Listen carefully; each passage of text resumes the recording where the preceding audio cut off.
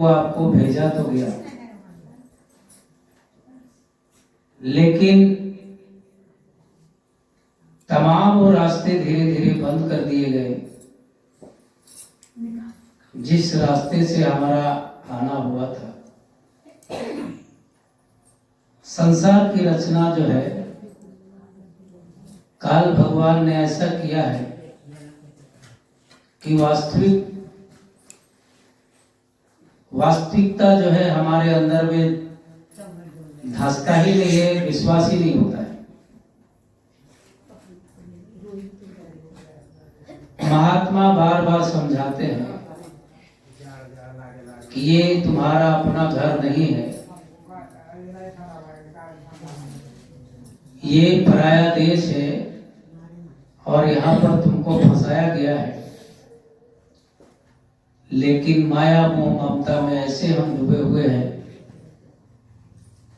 कि हमको इन बातों का कोई विश्वास ही नहीं होता है। एक एक पल पल में, एक एक कदम कदम में माया मोह ममता जो है हमारे साथ में ऐसे चलता है जैसे हमारा परछाई है। परछाई के समान जो है हमेशा ये पीछा करते रहता है। एक तरह से देखा जाए तो हम गुलामी की जिंदगी जी रहे हैं।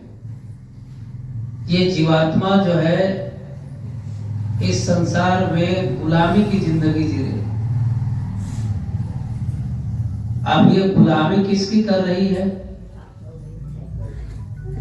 तो इनके साथ में जो सहयोगी के रूप में और जो इनका बॉडीगार्ड के रूप में जो इनको जो है भेजा गया, तरह तरह के अनेक जगह जगह के हर लोगों से, कहीं से मन का मिलाप हुआ, कहीं से बुद्धि का, कहीं से इस तरह का जो है काम क्रोध लोभ मोह अहंकार, ये सारे जितने भी इनके साथ चलने वाले हैं, ये सब अनेक हर एक तरह तरह के दूसरे लोगों से जो है जैसे जैसे ये हुआ वैसे वैसे इनके साथ में मिलोनी करते चला गया।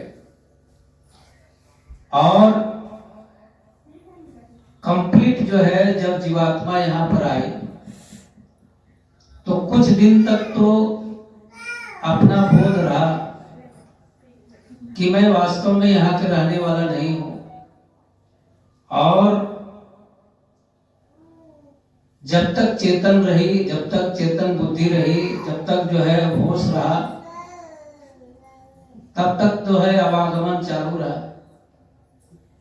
लेकिन जिसने सृष्टि की रचना किया वो कोई अनाड़ी नहीं है। इन सब को जो है आदेश निर्देश दिया कि तुम लोग को जिस काम के लिए मैं साथ में भेजा हूं वो काम तो तुम कर नहीं रहे। देखो ये आकर के जो है फिर वापस चले गया। और कर्मों का विधान ऐसा उन्होंने बना दिया कि जीव जो है इसी में उलझ पुलझ करके रह गया। गुरु महाराज एक छोटा सा कहानी बताए थे माया के विषय में। प्रेमियों, साधारणतः जो है हम माया का अर्थ लगाते हैं रुपया पैसा या परिवार कुटुंब बाल बच्चे स्त्री,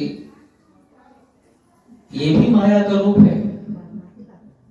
और यही माया जो है कब आपको आपके रास्ते से विचलित करेगा ये आपको समझ में नहीं आएगा।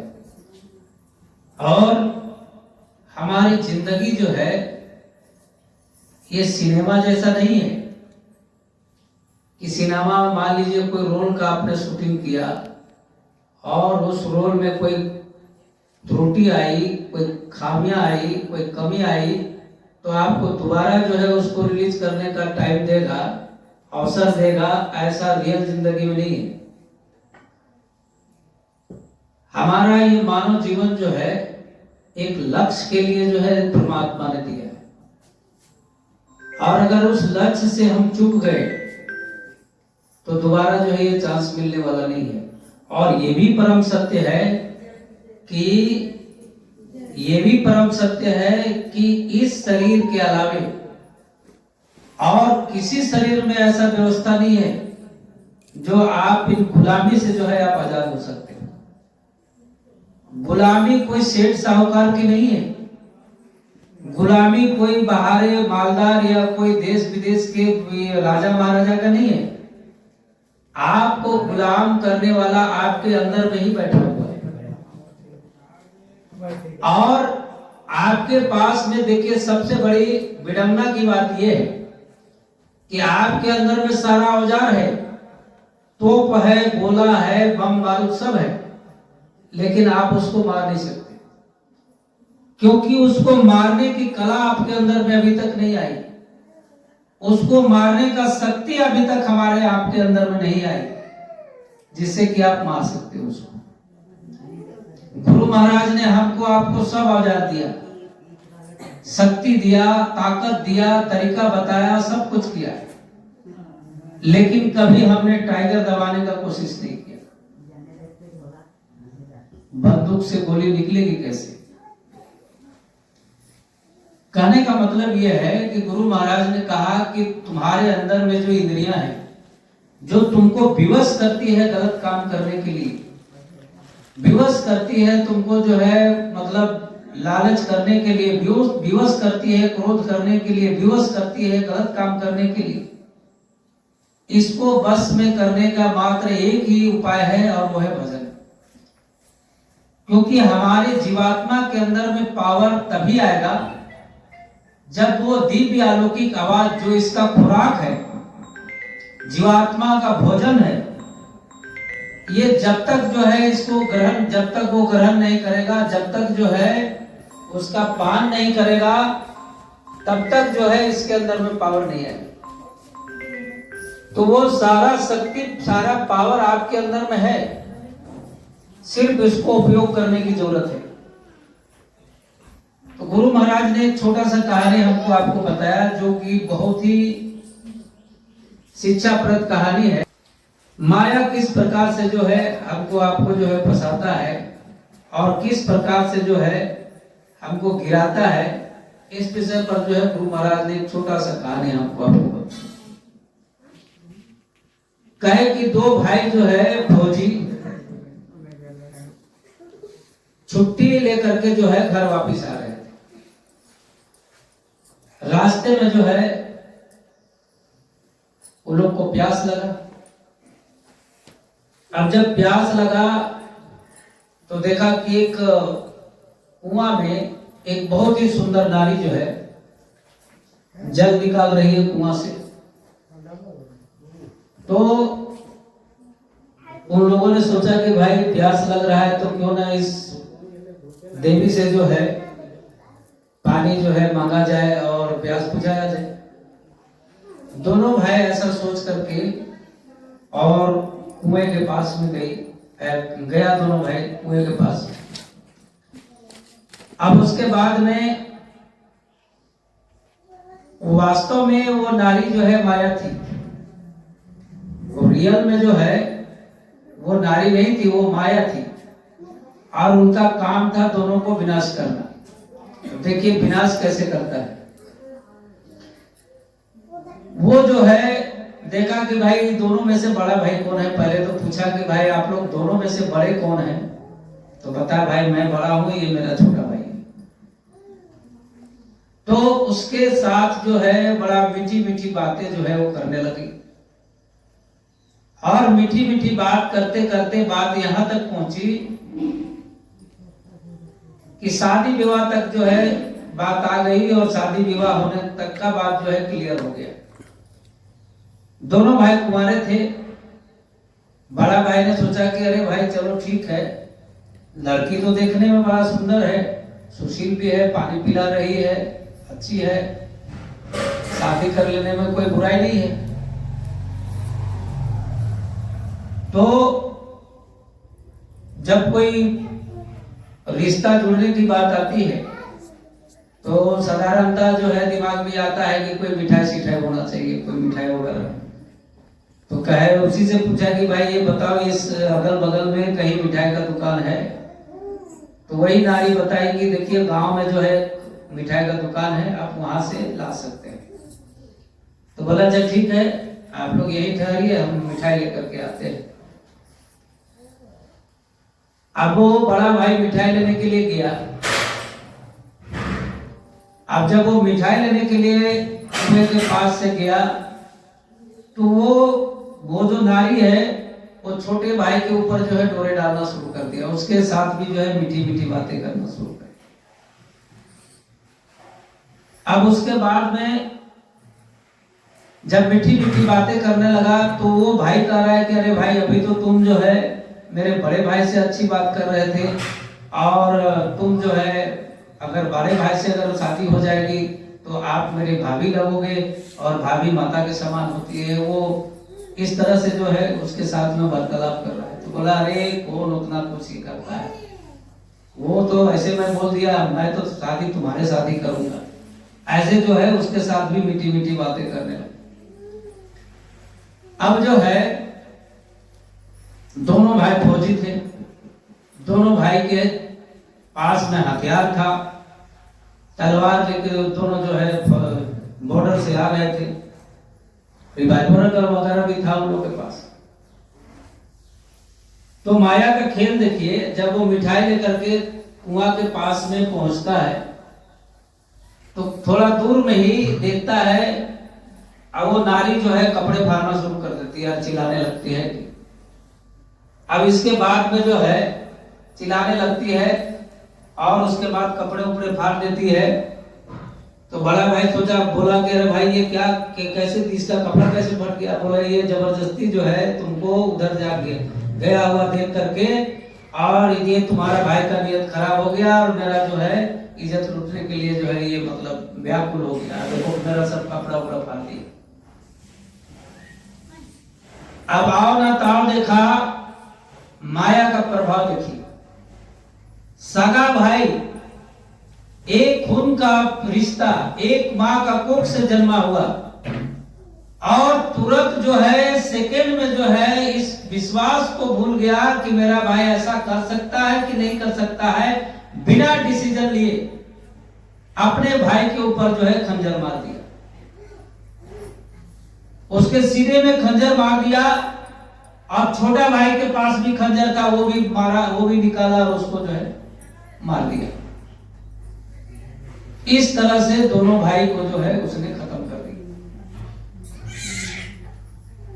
फिर जो है वो माया जो है, ये सारा दृश्य जो है एक व्यक्ति देख रहा था। अब वो देखा, उसके बाद में जो है सोचा कि भाई ये जो है ये इसको कुछ किया नहीं, और बिना मतलब का जो है विवाद करके फसाद करके जो है दोनों को आपस में लड़वा दिया। वास्तव में ये है कौन? जब ये सारा घटना हुआ, वहां का काम उसका हो गया, दोनों भाई को नष्ट कर दिया, तो वहां से जो है वो फिर दूसरा वेश बदल लिया, वो सांप का वेश में आ गया, और सांप का वेश में जो है वहां से वो चल दिया। सर्प का वेश में आया, और पीछे पीछे वो आदमी लगा हुआ है कि देखते हैं ये कहां तक जाता है और क्या क्या करता है। अब देखा कि नौका में जो है बहुत सारा आदमी जो है नदी से इस पार से उस पार जा रहा है, वो नौके के ऊपर जो है सवार हो गया। अब नौके के ऊपर सवार, जैसे सांप नौके के ऊपर में गया तो सारा व्यक्ति जो है इधर उधर भागने लगा कि हमको काटेगा तो मर जाएंगे, इस तरह से उथल पुथल होने लगा। नौका जो है अनबैलेंस हो गया, और उसके बाद में जो है जब नौका अनबैलेंस हो गया तो नौका जो है पानी में डूब गया, और डूबने की वजह से जो लोग तैरने जाते थे वो तो बच गए, लेकिन जो नहीं तैरने जाते थे वो खत्म हो गए। इस तरह से वहां भी जो है उसने अपना लीला खेला किया, और उसके बाद में वहां से चला गया। तो गुरु महाराज बताया कि जब वो इस तरह से किया तो वो व्यक्ति जो है उसको पीछा छोड़ा नहीं, तो वो जो है उसको समझ में आ गया कि कोई मेरा पीछा कर रहा है, और पीछे पीछे जो है वो लगा हुआ रहा। उसके बाद में वो रुक करके उसको बोला कि भाई तुम मेरे पीछे क्यों चल रहे हो, क्या तुम्हारा मकसद है? तो बोला देखो मेरा मकसद यही है कि वहां पर जो है तुमने नारी के रूप में जो है वो दोनों को मारा, यहाँ पर जो है तुमने सांप के रूप में पूरे नौका को ही पलट दिया, आखिर तुम हो कौन? तो बोला तुम्हें ये सब जानने की जरूरत क्या है, तुम जान के क्या करोगे? बोले वही तो मैं जानना चाहता हूं, बस मेरी यही इच्छा है, हमको बता दो कि तुम हो कौन और क्यों ऐसा कर रहे हो। तुम बता दोगे तो मैं तुम्हारा पीछा जो है छोड़ दूंगा, नहीं जाऊंगा तुम्हारे साथ। तो कहे कि देखो मैं माया हूं और जिसका जिस तरह से मृत्यु होना रहता है, ऊपर से मुझे जैसा आदेश निर्देश आता है मैं उसी हिसाब से काम करता हूं और उसी हिसाब से जो है लोगों को जो है उसका प्राण हरता हूं। तो इन लोगों की मृत्यु जो है ऐसे ही लिखा हुआ था, इसलिए हमने ऐसा किया। तो ये सारा चीज जो है, ये सृष्टि की रचना जो है कल भगवान ने ऐसा किया है कि आपको समझ में नहीं आएगा, और ये चीज तभी समझ में आएगा जब हमारी ये दृष्टि जो है, जिसको दिव्य दृष्टि कहा जाता है, ये जैसे ही खुलता है वैसे जो है सारे जितने भी हमारे अगल बगल काम क्रोध लोभ मोह अहंकार जितने भी विकार है वो सारे जो है ऐसे लुप्त हो जाते हैं जैसे सुबह होने पर जो है आसमान में तारे लुप्त हो जाते हैं। क्योंकि वो पावर जो है शब्द में इतनी ताकत है कि उसके आगे जो है किसी का बस नहीं चलता। जीवात्मा जब शब्द का पान करती है, रसपान करती है, जिसको अमृत कहा जाता है, अमृत पान करती है जीवात्मा, तो ये अमर हो जाती है। अमर कहने का मतलब ये है कि वहां जाने के बाद उस शब्द को ग्रहण करने के बाद जब जीवात्मा अमर लोक में पहुंचती है तो वो जीवन मरण के चक्कर से जो है वो आजाद हो जाती है। उस चक्कर से जो है ये शरीर के बंधन से बाहर हो जाती है, फिर उसको जीवन मरण के चक्कर में नहीं आना पड़ता है। उसी को जो है अमर कहा जाता है। अमर का मतलब जिसकी मृत्यु कभी ना हो। आप जब तक जो है ये जीवात्मा शरीर के बंधन में है तब तक जो है इसकी प्रक्रिया चलती रहेगी, चाहे भले वो ब्रह्म का स्थान में क्यों ना चला जाए, भले ही वो ब्रह्मा का रूप में क्यों ना बन जाए, भले ही शिव क्यों ना बन जाए, भले ही वो विष्णु क्यों ना बन जाए, उसको भी जो है ये जीवन मरण के चक्कर में आना पड़ेगा। देवी देवता खुद कहते हैं कि मैं भी इस घेरे से बाहर नहीं हूं।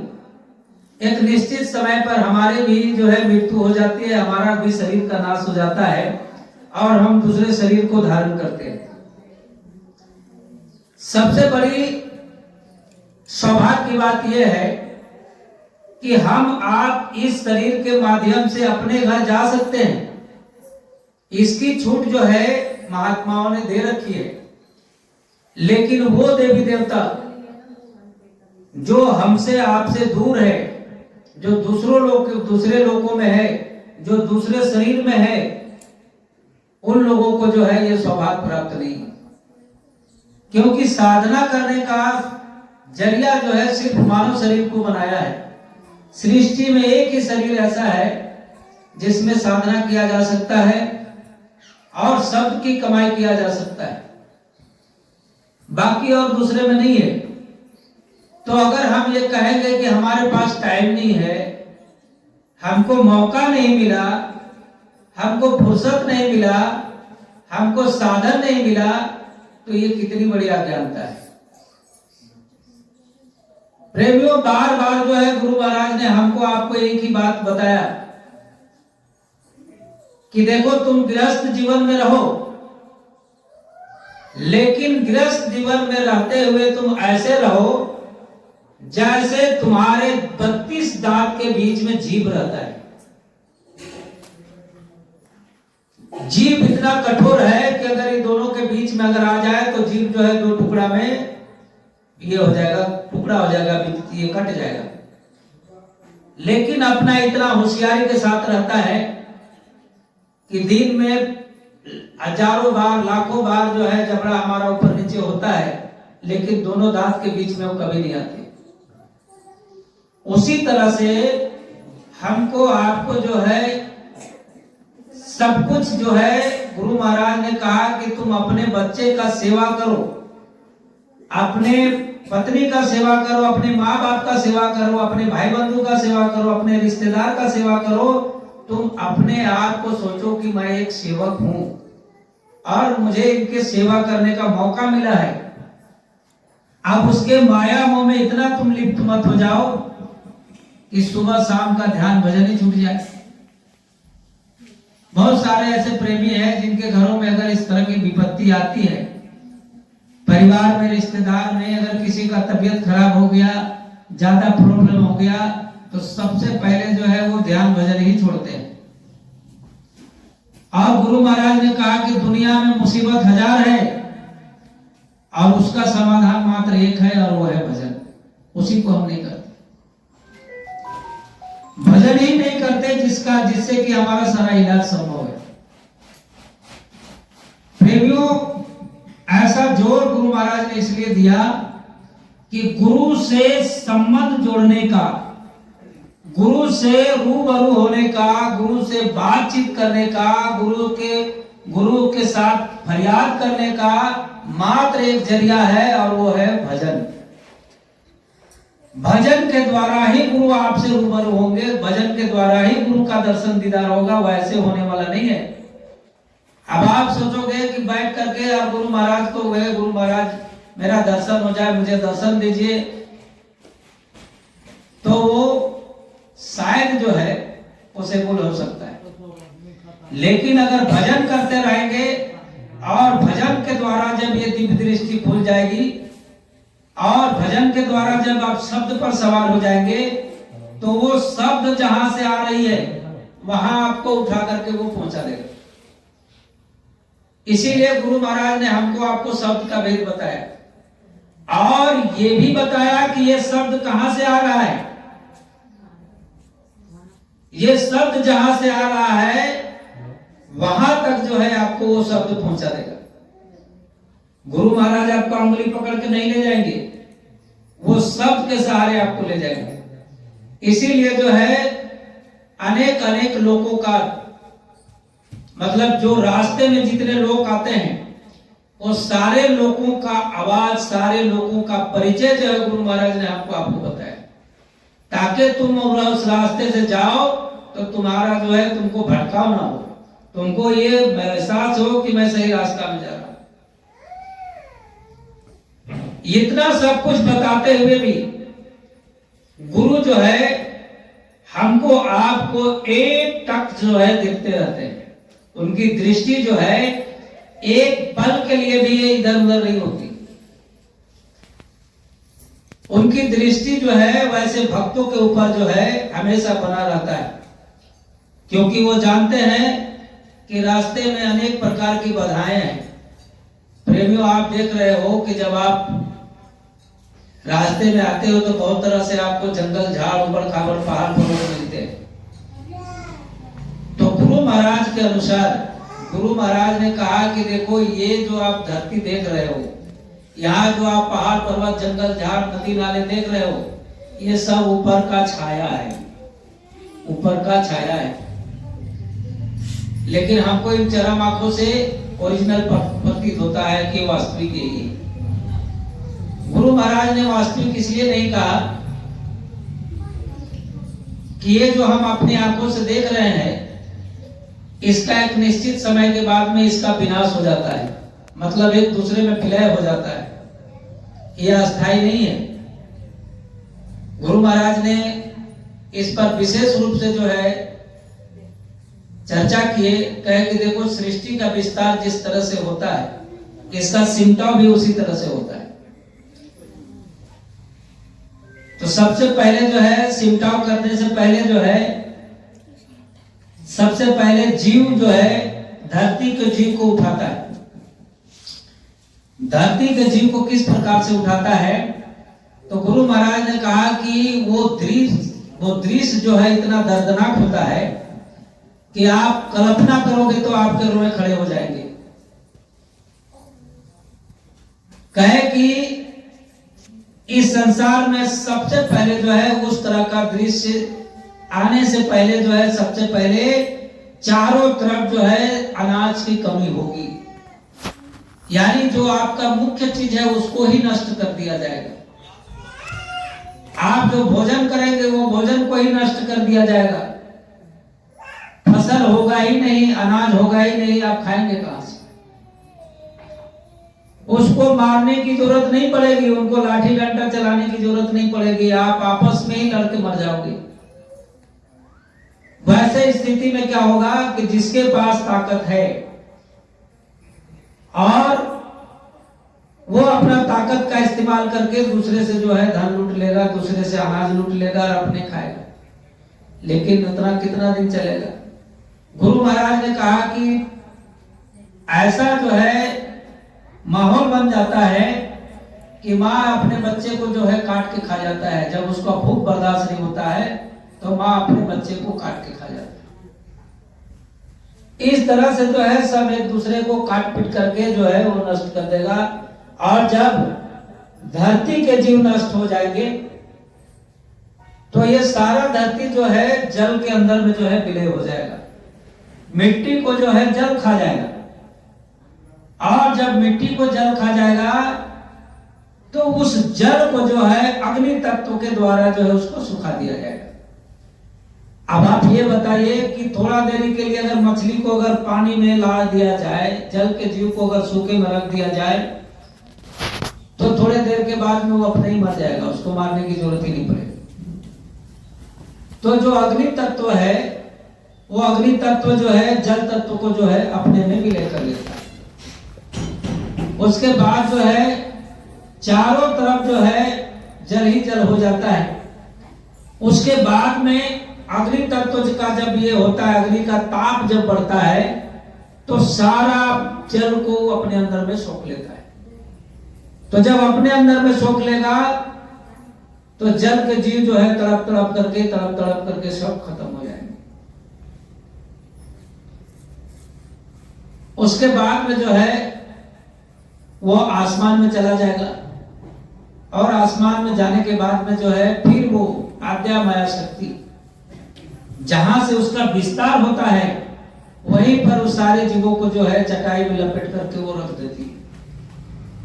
फिर जब सृष्टि करने का मौज होता है तो फिर वही जीवों को फिर जो है इस धरती पर लाया जाता है।